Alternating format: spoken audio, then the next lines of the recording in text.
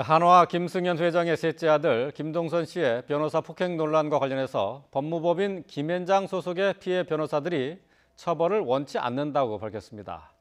이에 따라서 김 씨에 대한 형사처벌이 불투명해졌습니다. 경찰은 당시 자리에 있었던 또 다른 변호사들에 대한 조사를 통해서 추가 피해 사실을 확인할 방침입니다.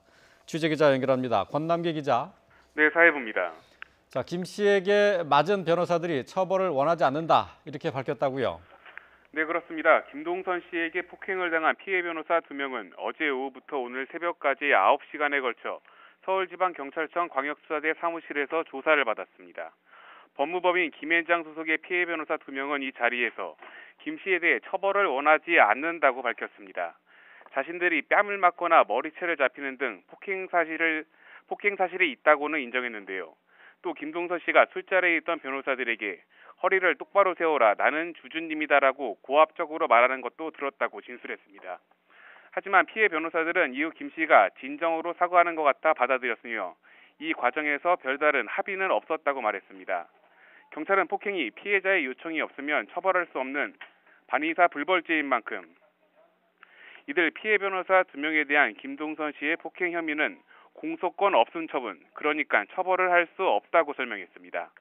이번 경찰 조사에서는 폭행 사건 당시의 자세한 상황도 밝혀졌는데요.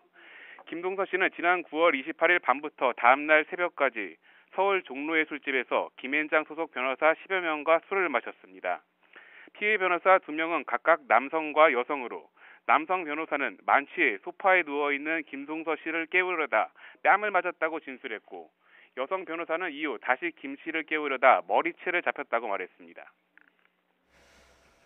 사회적으로 큰 논란을 불러온 사건인데요. 그렇다면 김동선 씨에 대한 경찰의 소환 조사 없이 마무리되는 겁니까? 네, 경찰은 피해자들이 스스로 처벌 의사가 없다고 밝힌 만큼 현 단계에서 김동선 씨에 대한 직접 조사를 진행하기는 어려울 것으로 판단하고 있습니다. 이에 따라 경찰은 술자리에 함께 있었던 변호사들을 모두 불러 혹시 모를 폭행이나 모욕이 있었는지 수사할 예정입니다. 경찰 관계자는 이에 대해 변호사들과 곧바로 출석 일정을 협의할 계획이며 폭행을 당한 변호사 2명이 당시 1시간 정도 술자리를 비웠던 만큼 그 사이 있었던 김 씨의 언행에 대해서도 조사하겠다고 말했습니다. 경찰은 현재 사건 현장의 CCTV를 복원하는 동시에 당시 술집에 있었던 손님을 찾고 있습니다. 사건 당시의 영상과 목격자를 통해 김 씨의 추가 혐의를 조사한다는 계획인데 해당 조사 결과에 따라 김동선 씨의 경찰 소환과 처벌 여부가 가려질 전망입니다. 지금까지 사회부에서 YTN 권남기입니다.